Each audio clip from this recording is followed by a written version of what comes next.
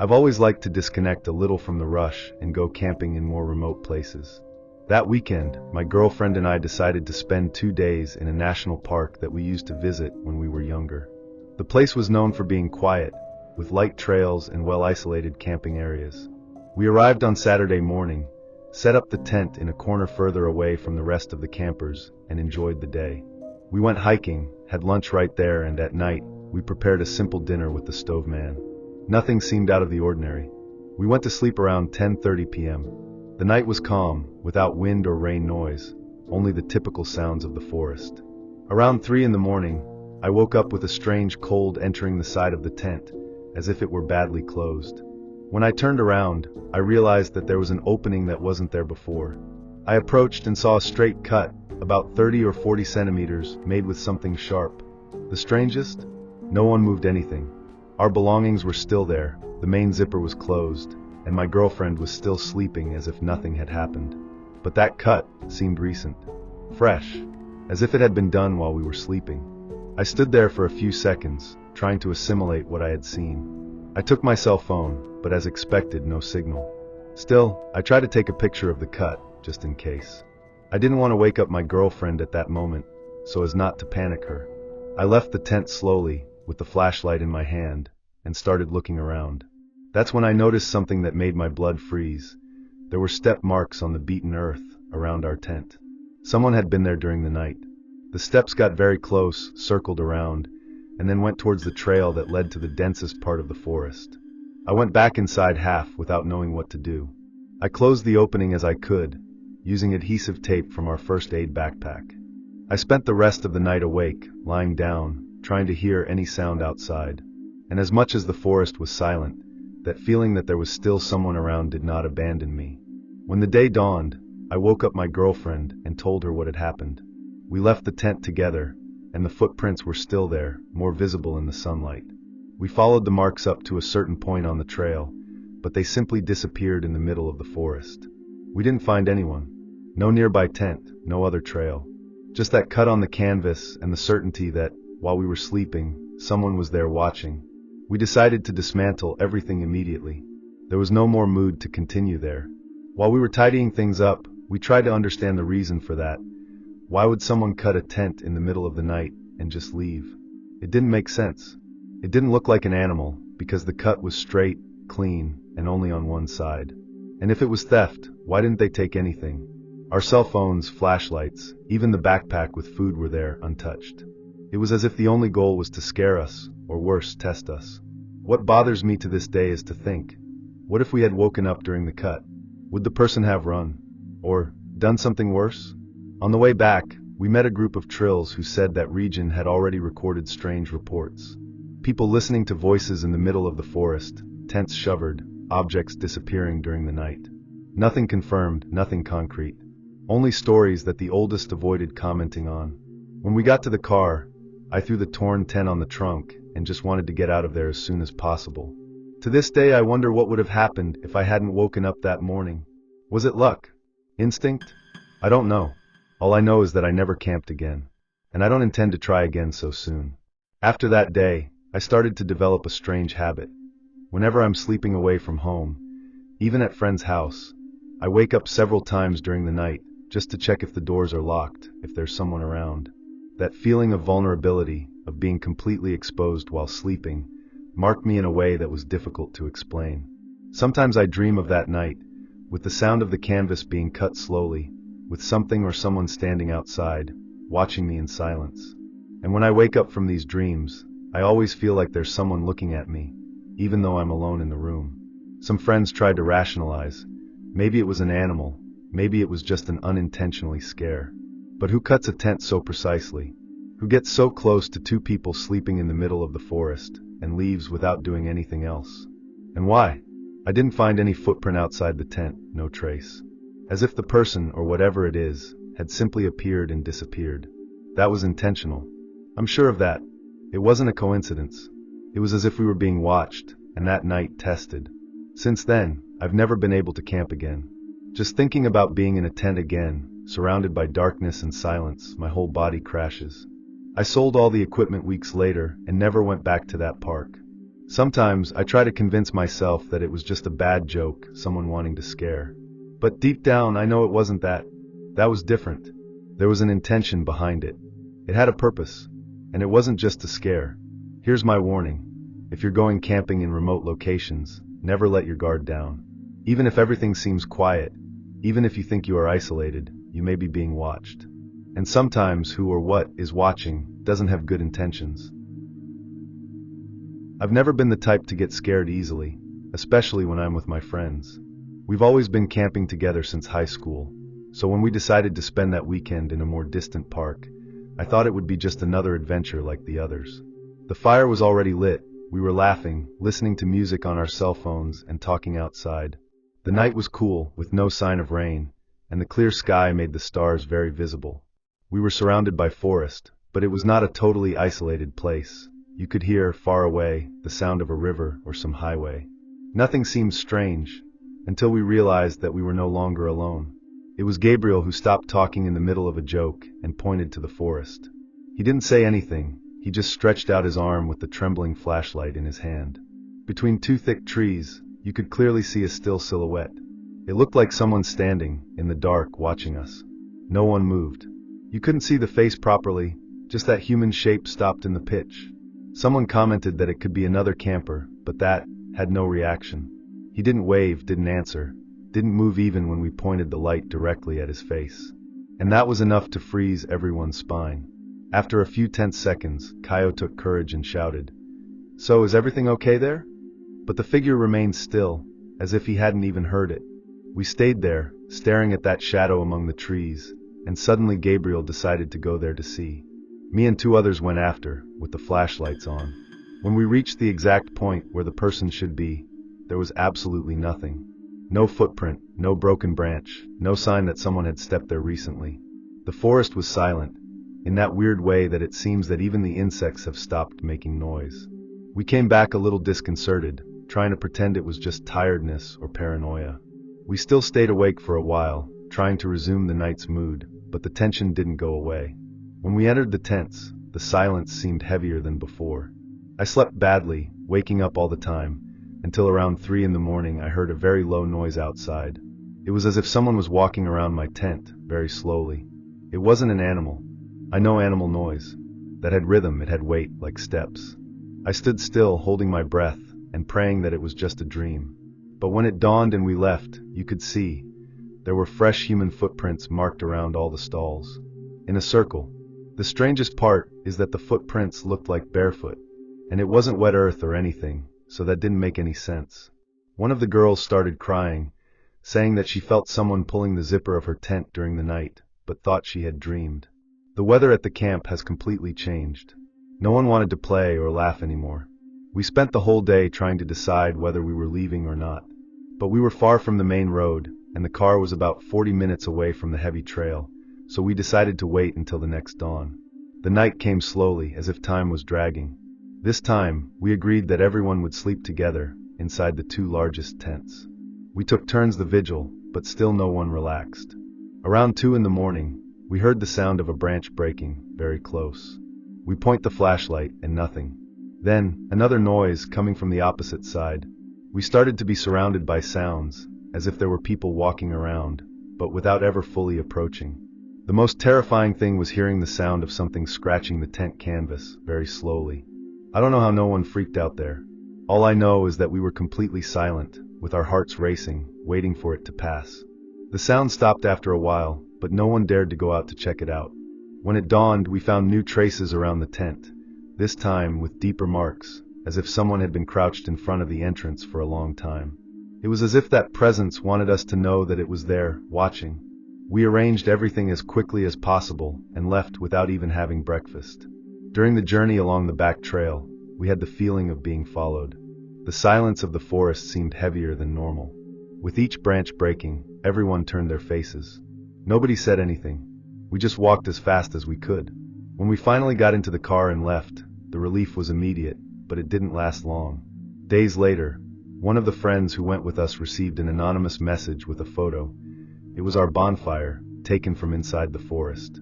No one knew how that was possible. We swore that no one else knew about the camp, and the area was remote, with no cell phone signal. Since then, I have never returned to such an isolated place.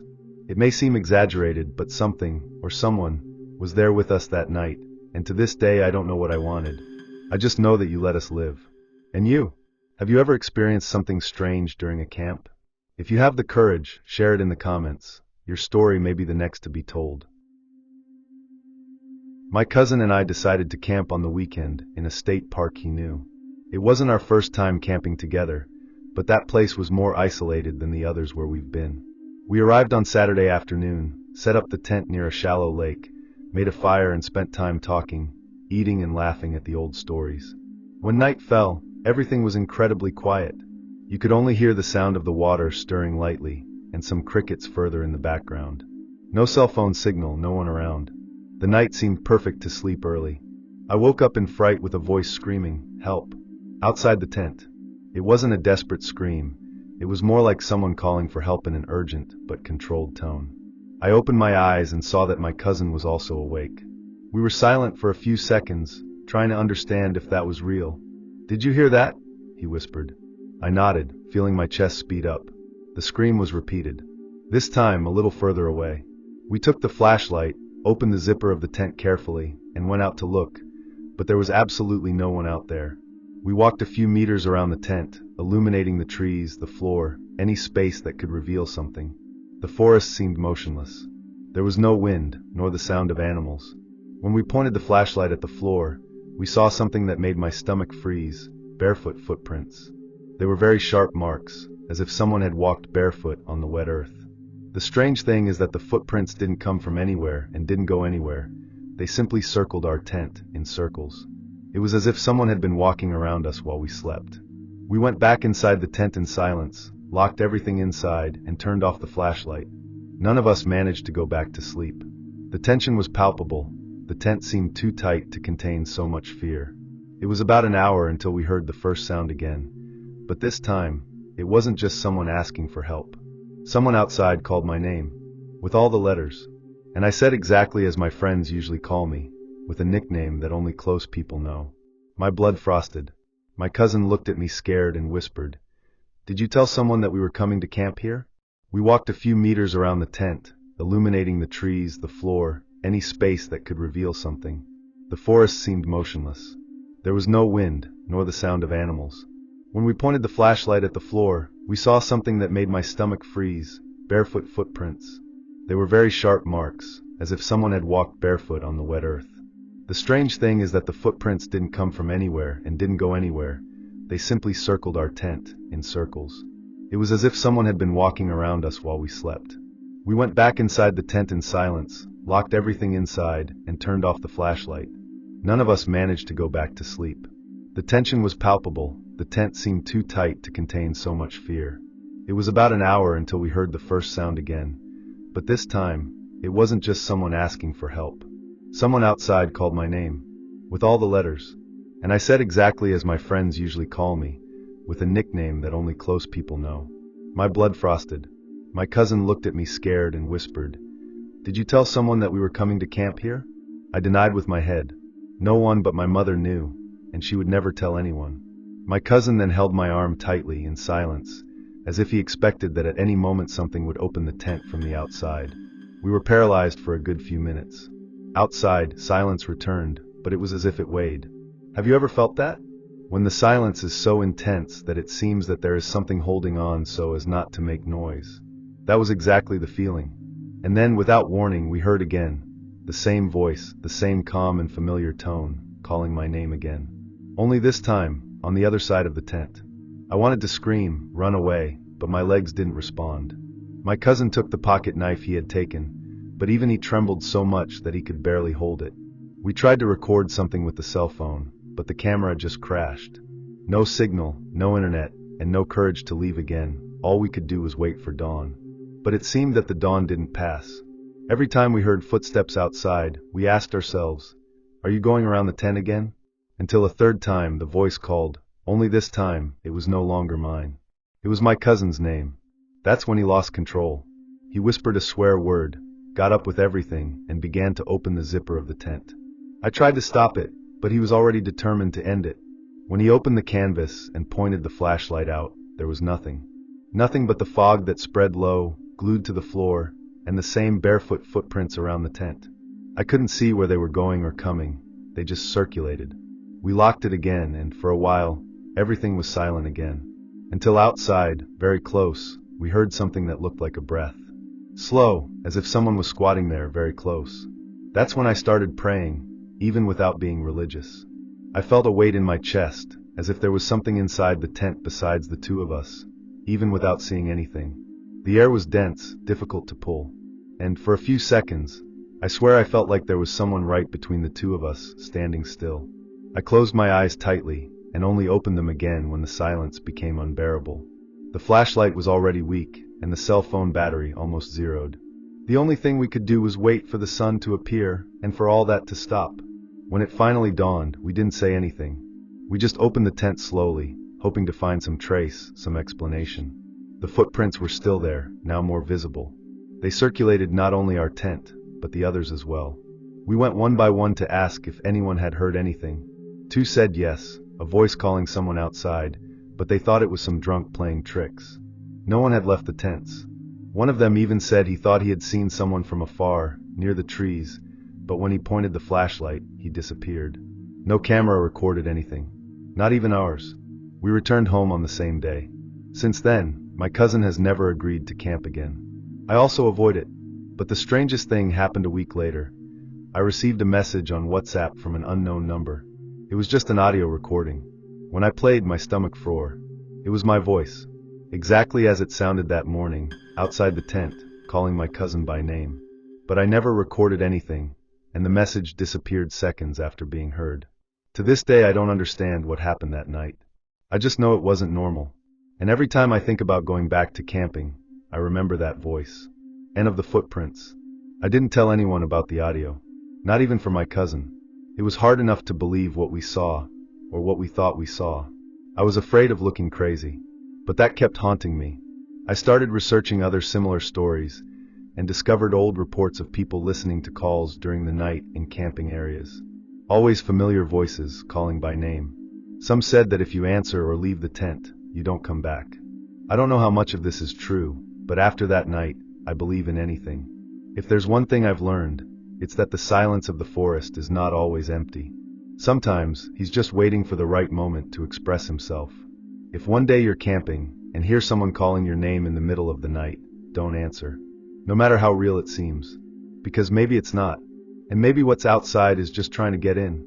Have you ever experienced something similar in a camp? Or do you know someone who went through something strange in an isolated place like this? Comment below. Reports like yours may end up becoming the next video. I don't usually camp in very remote places, but on that holiday, a friend insisted on exploring a more remote area, in the interior of Minas Gerais. It was an isolated place, but with an absurd view of the mountains, and well known by those who have been camping for years. There were 5 of us, me, my friend Rafael, Caio, Julio and Leticia. We arrived around 4 p.m., tired of the trail, and as soon as we reached the clearing where we would set up the camp, we came across a scene that no one expected. There was already a camp set up there, open tents, dropped backpacks, full water bottles, and a bonfire still with embers lit. But there was absolutely no one around. The first reaction was to think that the group had gone out to explore, or take a walk, and would soon come back. But when I realized that one of the backpacks still had hot food, like a freshly made noodle, the atmosphere changed. We started walking around the clearing, calling loudly, trying to see if someone answered, but nothing. No sign of noise, no voices, no step. It looked like they had disappeared minutes before we arrived. The strangest thing was that Caio's cell phone was still getting a signal, and he called the emergency number of the trail, just to report what we found. But they said that no one had registered at the entrance of the park that day. Even though we found everything bizarre, we ended up deciding to set up our tents a little away from there. It seemed safe until nightfall. The weather began to weigh when it got dark. The campfire of the other camp still had a little embers, and the smell of forgotten food began to get strange. From time to time, some of us looked in that direction, as if waiting for someone to come back at any moment. But no one showed up. We had dinner in silence. Everyone was a little restless. Leticia even suggested we disassemble everything and come back, but it was late and we were exhausted. Around 11 p.m., everyone collected themselves to sleep, but I couldn't sleep.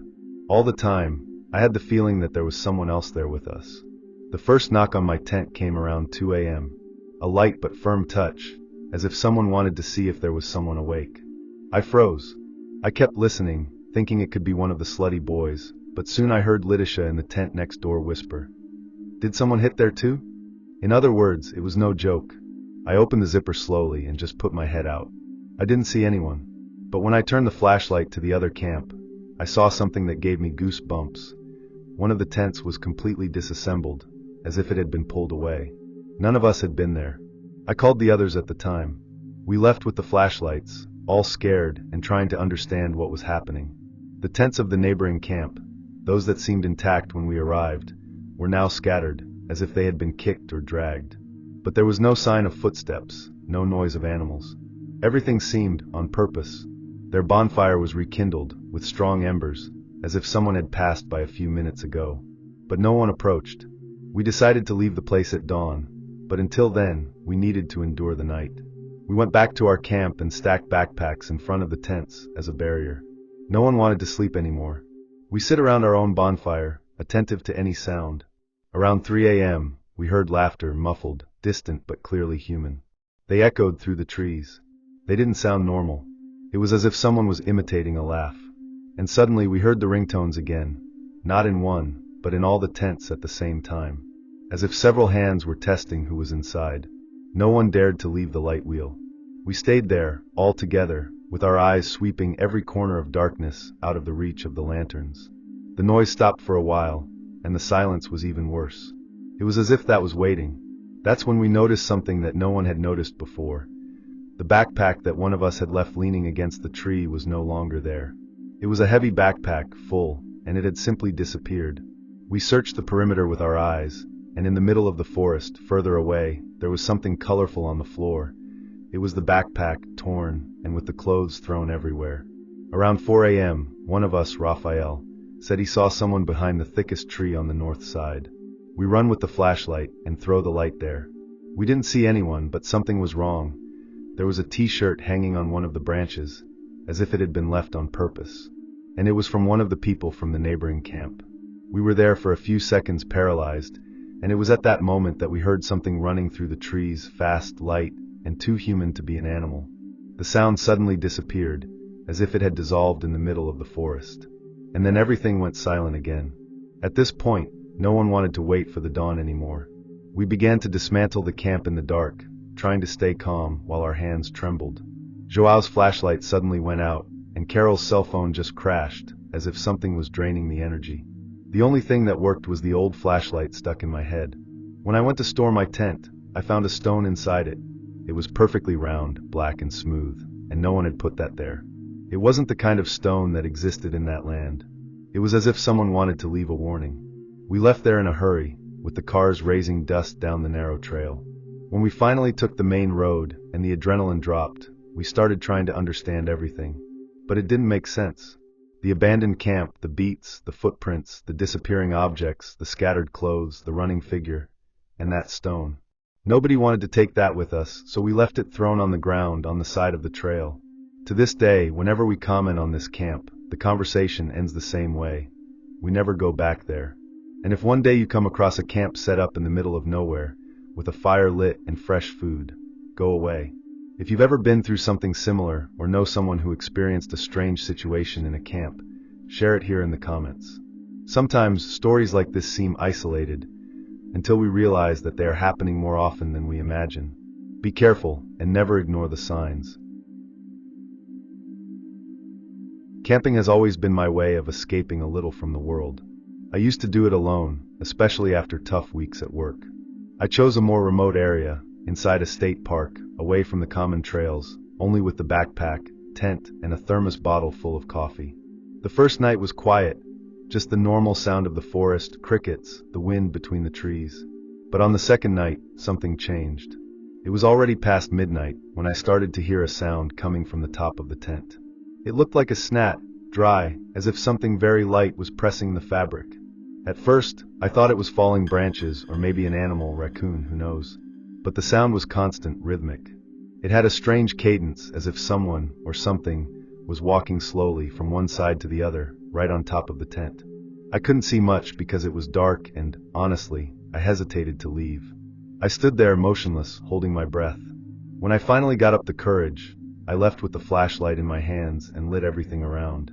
Nothing in the trees, no footprint, no sound, but the silence seemed heavy, as if something was watching me, waiting for me to go back inside.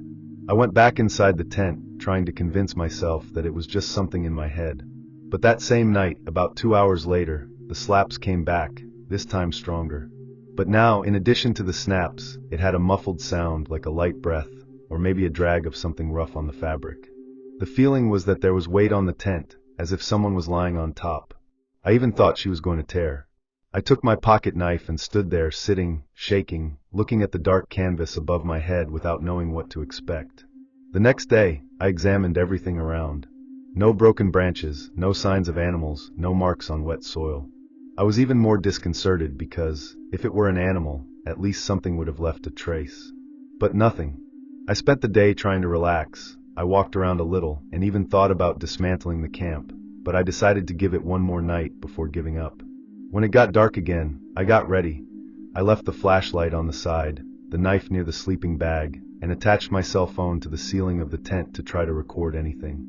At dawn, around 2:30 a.m., the sounds returned. First soft, as if someone was carefully stepping on the ceiling of the tent, which is completely impossible. Then rhythmic beats came, followed by a long scratch that seemed to come from above and down the sides. I was paralyzed. The flashlight was next to me, but I couldn't move my hand. It was as if my body refused to collaborate. Everything in me said not to make noise, not to draw attention. That out there, or above, was not an animal. The tent began to sway slightly, as if someone touched it lightly from outside. And then, for a moment, the entrance zipper made a slight movement, as if it had been pulled a couple of centimeters.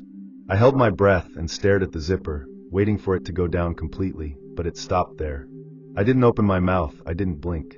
I watched that for almost 10 minutes until the sound stopped. When I finally managed to get my cell phone, the battery had died. The recording stopped before everything happened.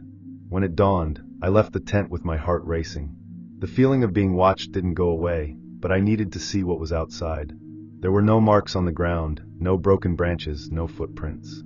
The tent was intact, except for a thin layer of dust accumulated at the top, with some small marks, like curved scratches, almost like fingers. I kept staring at that, trying to rationalize it, but it didn't make sense. There was no strong wind, no animal would have done that like that. And why would the zipper move? I spent the rest of the day trying to decide whether to dismantle everything and leave. But something in me said that if I left, maybe something worse would happen. As if he wanted me to go out in the middle of the night. So I decided to spend another night, this time with the car unlocked, ready to leave if something strange happened again. I took the flashlight, left the knife next to the tent, and put the cell phone to charge in the power bank. I needed to register something. If it happened again, I wouldn't be quiet. On the second night, everything seemed quieter than usual, which only made everything more tense. I lay inside the tent trying to sleep, but I kept my eyes open, listening to every sound. It was as if the wind had stopped. Around 3 a.m., the slaps came back, now stronger. They started at the top of the tent and moved slowly towards the side, as if something was walking up there very slowly. I took my cell phone and started filming, even without seeing almost anything. Suddenly, the zipper of the tent vibrated. Someone or something touched him again. Without thinking, I jumped out of the tent, with the knife in my hand and the flashlight lit. I illuminated everything around, but what I saw left me paralyzed. There was a figure standing about 5 meters away, behind a tree. Tall, too thin, with something like a hood or hair covering part of the face. When the flashlight light rang, the thing turned its face slowly and took 2 steps back, without making any sound. I couldn't scream, run, nothing. The figure then turned completely and entered the forest, disappearing among the trees, as if it had never been there. I went back to the tent shaking. I took my things in a hurry, threw them into the backpack, and sat until the sun rose. I couldn't even sleep. When the day dawned, I went to the place where that figure was standing. There were no footprints, marks on the floor, no sign that someone had passed by. But at the top of my tent, there were small circular marks, as if something with very thin fingers had pressed the fabric. That gave me all the goosebumps. It wasn't an animal. and it definitely wasn't a joke from someone from the region. After that weekend, I never camped alone again. To this day, I can't explain what I saw or heard. It may have been tiredness, imagination, but the feeling was too real. That was there, watching me, waiting for something. Since then, every time someone talks about camping in closed woods, I only say one thing: you have no idea what might be out there. I'm not much of a camping fan, but on that long holiday, I was convinced by a group of friends to spend 3 nights in a more isolated area, near a stream that cuts through an old disused farm. The idea was to disconnect, enjoy the sound of nature, and escape a little from the chaos of the city. We arrived on a Thursday afternoon and set up camp on a flat land, with shade and near the water. Everything was going well, fire lit, bad talk, that light climate of those who are feeling safe in a group. But that second night, something I'll never forget happened. It was around 3 in the morning. I had woken up because I heard a sound of water, as if someone was stepping into the stream, light and rhythmic steps. I opened the zipper of the tent carefully, just out of curiosity, thinking it was one of my friends going to the woods or washing their faces. But as soon as I looked towards the water, I saw a small figure moving slowly. It was a child walking barefoot, with a white sweater that looked old, like those you see in a period movie. She didn't make noise, she just walked parallel to the shore. My first thought was, what is a child doing here alone at dawn? I got up slowly, trying not to make noise, and left the tent. I called low, a little hesitant. "Hi, is everything okay?" But the child didn't react. She just kept walking, with that slow and almost floating walk. She didn't seem scared or lost, just alien. And that left me with a cold in my stomach. I thought maybe it was the daughter of some other camper camped further away, so I decided to follow her to a certain extent, just to make sure she didn't get hurt or fall into the stream. But when I got close, the figure disappeared, as if it had dissolved in the dark. There was no race, there was no noise.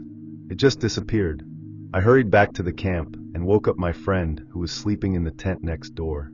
I told him what I saw, and of course, he thought I was dreaming or confusing it with some animal. But I knew what I had seen. I went to sleep after a lot of cost, but I spent the rest of the night with my eyes open, attentive to any sound. The next day, I decided to comment on what happened with the park's janitor, an old man who had been taking care of that area for years. I told on top of what I saw, hoping he would laugh or say that it was common to see children camping there. But his expression has completely changed.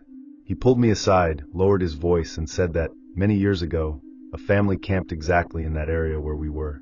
The youngest son, a child of about 6 years old, had disappeared during the night and was never found again. They searched for weeks, but there was no sign, no footprints, no traces of animal attack. It just disappeared. The description of the nightwear he wore at the time was frighteningly similar to the one I saw in that child walking near the stream. The janitor ended by saying that it was not the first time they heard reports of a barefoot child appearing at dawn in that part of the park. But the worst thing was what he said next. They only appear to those who are alone. After that, I went back to the camp with another head. The weather has completely changed. The idea of camping, relaxing, enjoying nature, went down the drain. We decided to shorten the trip and leave that afternoon. But first, I went back alone to the stream, kind of wanting to find some explanation. I took my cell phone, took some pictures of the area. I stood there for almost half an hour. That's when I heard footsteps behind me. I turned around quickly, but there was no one. No trails, no noise of people running. Just the sound of the water and a heavy silence that seemed to involve me whole. That night, I could barely sleep. Every time I napped, I seemed to hear something approaching the tent. A branch snapped, slow steps, as if someone were circling the camp. I even turned on the flashlight twice and went out to look, but I didn't see anything. My friends said they didn't hear anything, that maybe it was just my paranoia because of the janitor's story. But I knew there was something wrong. I felt it. It wasn't an ordinary fear, it was a constant discomfort, as if someone was watching me all the time, even when everything seemed calm. The next day, we packed things and started to dismantle the camp. I went to put my backpack away and saw something that froze me. Barefoot marks on the floor, small, going towards my tent, and then disappearing into the woods. It hadn't rained, the floor was dry, and no one in the group had feet of that size. I took a picture before someone stepped on it. When I showed it to the others, one of them laughed nervously and said it could be an old footprint, but no mark around, only those clean, aligned, pointing directly to me. I didn't want to argue. I just wanted to get out of there as soon as possible. We returned home that same day. The trip was silent, different from the one way. Nobody wanted to comment much on what we saw, but you could tell that everyone was bothered. In the following days, I researched about disappearances or legends in that region and ended up finding an old story from 1994. A 6-year-old child had disappeared exactly in that area of the stream. The last time she was seen, she was wearing white pajamas and didn't wear anything. I couldn't stop thinking that maybe I had seen her. Since then, I've never camped again. I still have the picture of the footprint, but I never showed it to anyone outside the group. I don't know what that child was. Maybe just a bizarre coincidence. Maybe my mind playing tricks. But I know what I saw. And if you're ever camping and see a child alone in the middle of the fours, especially at night, don't follow. Go back to your tent and be silent. Not every call for help comes from someone alive. I've always liked camping. Not by silence or contact with nature, but by isolation. Being away from everything and everyone for a few days has always been a way to clear your mind. On this specific weekend, I went with 2 friends to a well-known campsite, but which used to be almost empty out of season. We chose a more remote corner, near a small trail that led to a stream. Everything was going well, fire lit, improvised dinner, and laughter muffled by the forest. At 3 in the morning, I woke up with someone calling me outside the tent. It was the voice of Lucas, one of my friends. He whispered my name, as if he was trying not to wake up the others. I thought it was strange, but I answered and left. The moonlight was weak, but you could see the tents, the fire extinguished, and the trail that led to the stream. I looked to the sides and called Lucas back. I took a few steps, thinking that maybe he had gone to the woods to pee or something like that, but I didn't see anyone. I returned to the tent after a few minutes, a little confused. When I entered, Lucas was snoring heavily in his sleeping bag. I stood still for a few seconds, trying to understand what had happened. To wake him up seemed like an exaggeration, so I lay down again. But that voice was his. Or at least it seemed too much. The next morning, I commented on top with Lucas, half laughing, just to see his reaction.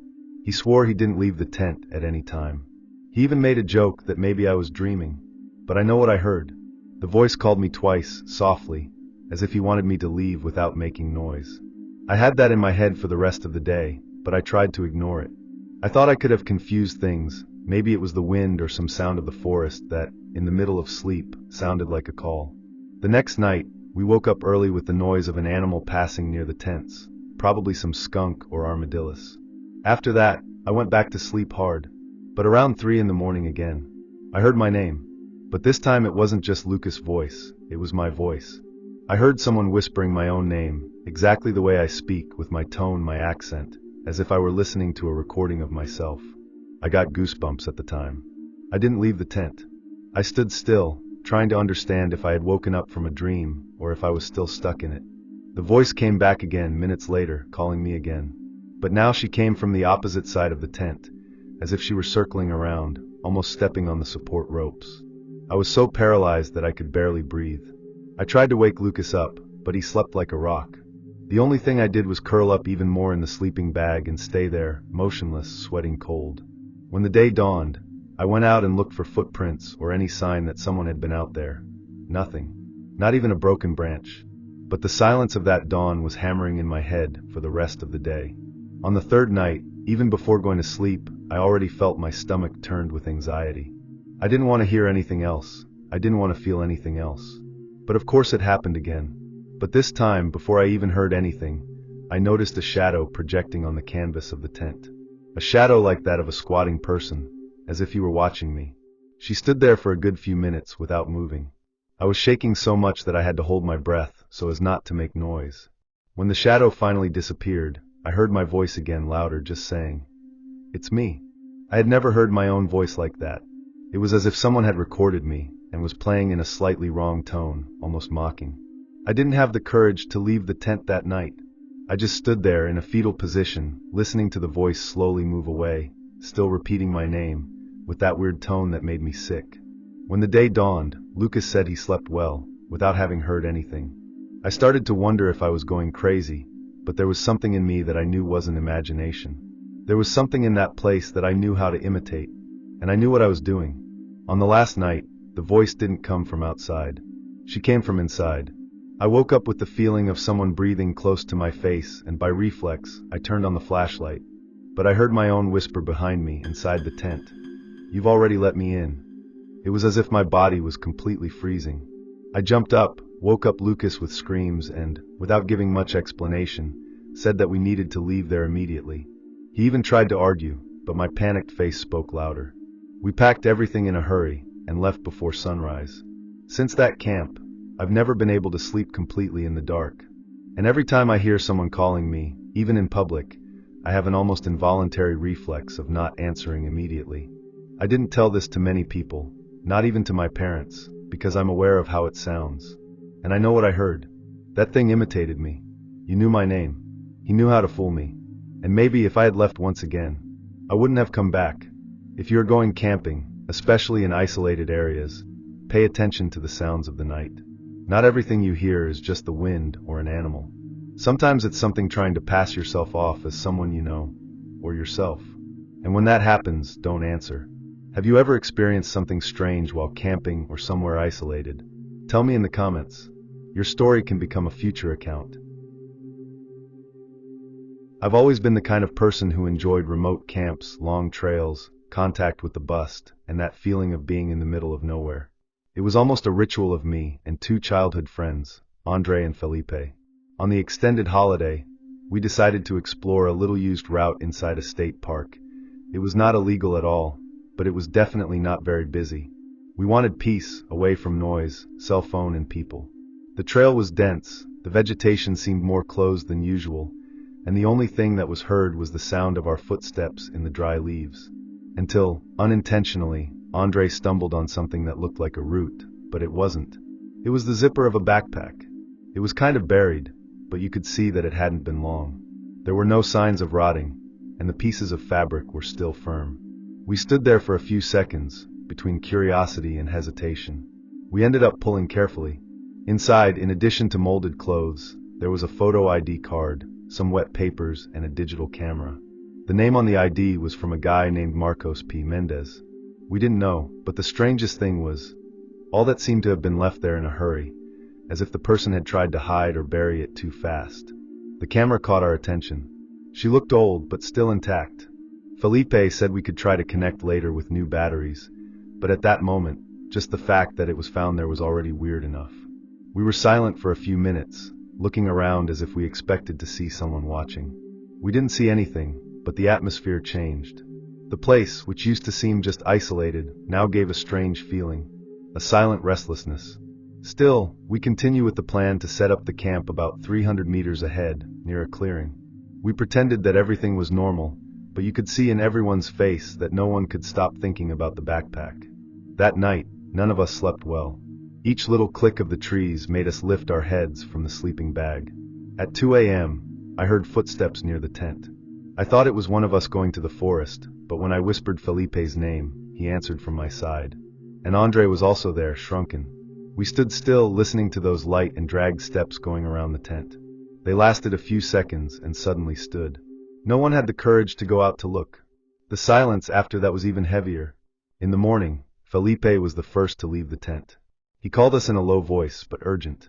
Around our tent, there were marks on the floor. Not normal footprints, they were like grooves, trawlers, as if someone had crawled there.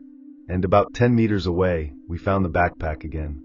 The same backpack that we had left with a park employee at the entrance of the trail, as they recommended doing with any suspicious object. Either someone played an absurd trick on us, or there was something really wrong in that place. We decided to shorten the trip. We began to disassemble everything in silence. Every noise in the forest seemed louder than usual. But when we went to check the backpack again before leaving, it was open. Someone touched her. Among the objects that once seemed common, there was now a photograph. An old, faded photo of a group of 4 people camping, and one of them was identical to Felipe. Same face, same hair, only with clothes that looked like decades ago. That couldn't be real.